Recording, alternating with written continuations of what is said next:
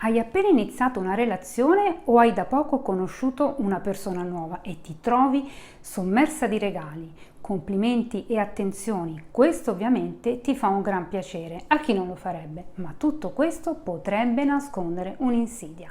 Ciao, sono Patrizia Pietropaolo e oggi ti parlerò del love bombing.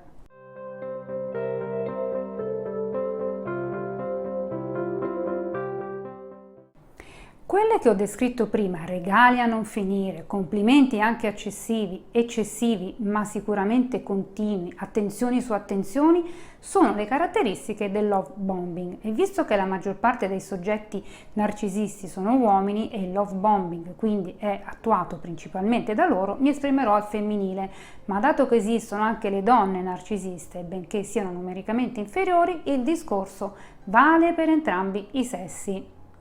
Diciamo subito che lì per lì tutte queste attenzioni fanno piacere ovviamente, ti fanno sentire amata, desiderata e importante, ti danno come un'iniezione di fiducia, ma potrebbe essere solo l'inizio del love bombing.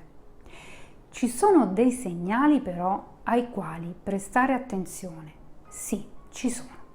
Questi segnali che non riguardano solo chi ti sta riempendo di attenzioni, ma anche te stessa. Per prima cosa, l'incoerenza. Un giorno ti manda un fascio di rose o un altro regalo ovviamente eclatante e costoso e il giorno dopo neanche ti risponde al telefono.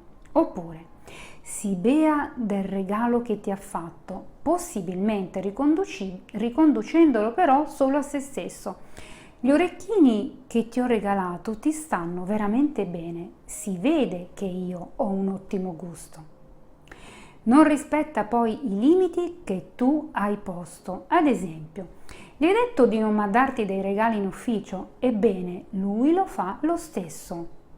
Se poi guardi bene e profondamente dentro te stessa, noterai che tutte queste attenzioni e in generale questi comportamenti ti fanno sentire sicuramente sopraffatta, ma anche un po' disorientata. È come se il tuo intuito ti stesse dicendo: attenzione, c'è qualcosa di strano, i conti non mi tornano. Ti pare proprio che i confini che cerchi di porre poi vengano sistematicamente violati, come se non ti stesse ascoltando o non ti interessasse, o non gli interessasse, perdonami, quello che tu gli dici. La sua presenza poi, le sue attenzioni sono così tante e assorbono tanto del tuo tempo che ti sta isolando?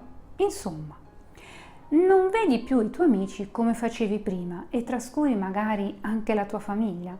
Appare a sorpresa costringendoti a passare tutto il tuo tempo con lui, mentre magari avevi progettato di fare un'uscita con le tue amiche, oppure ti senti in qualche modo sopraffatta e cominci a sentirti un po' isolata.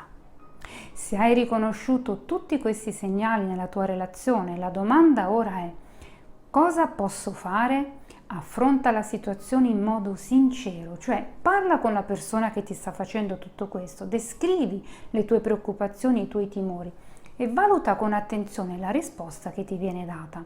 Se la persona che hai di fronte non è un narcisista, ma solo una persona che vuole fare colpo, magari anche nel modo sbagliato, però vuole solo questo, la tua relazione migliorerà di sicuro e si costruirà su basi solide che vi permetteranno di andare avanti.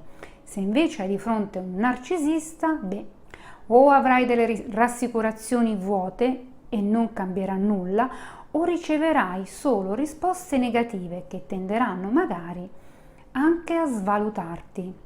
Se sei di fronte ad un narcisista vero e proprio, e troverai nel mio canale una sezione dedicata così da documentarti un po', l'unica cosa che puoi ragionevolmente fare è cercare di troncare questa relazione sul nascere il più presto possibile, attuando una strategia no contact, prima che questa relazione peggiori e tu ti possa ritrovare impegnata in una relazione dalla quale potrebbe essere veramente molto difficile uscire.